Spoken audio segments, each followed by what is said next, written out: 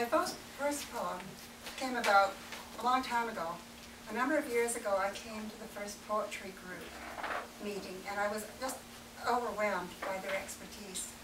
During that first year, I wrote a poem about how hard it is to write good poetry. It's since been modified a little bit, but the expression's still the same. Good poetry. It takes hard work to write good poetry. Words stick like fish bones, cloy like syrup. Goaded by suggestion and example, I prune doggerel, sentimental crap, and passive voice. Weed cliches and alliteration. Trim punctuation, fertilize the mix with metaphor. But rhyming in my brain like echolalia chases its tail round and round and round. And rhythm, rum-ta-tum-tum, rum-ta-tum-tum, keeps poking up with the fascination of a snake. I'll get it yet, by God I will.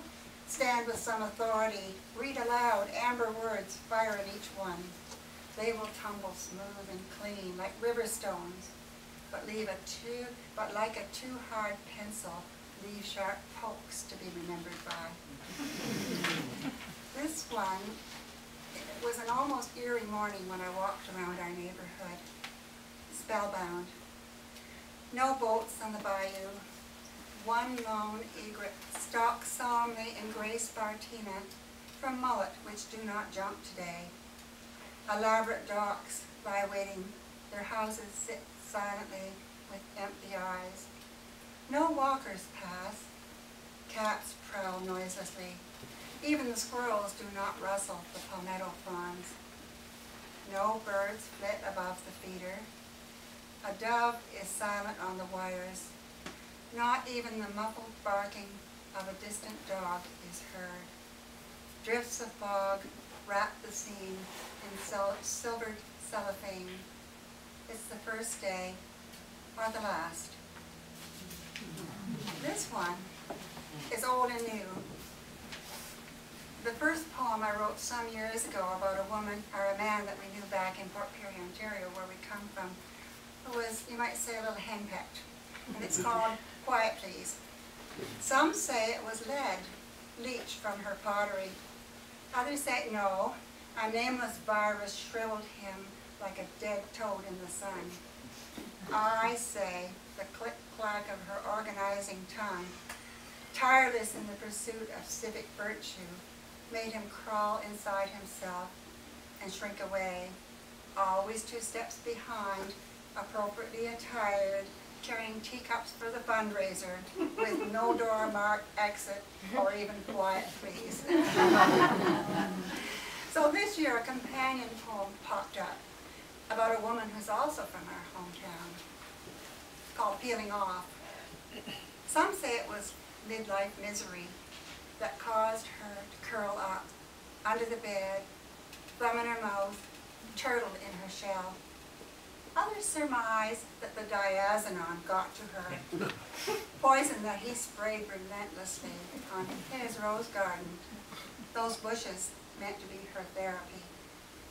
I say no, it was his puffed out chest, sharp strut 2 steps ahead, pontificating, spit flying, finishing her sentences. Most likely it was his constant wagging finger that led her to retreat into the faded, flowered linoleum, mumbling, I'd rather be a vegetable than a peel.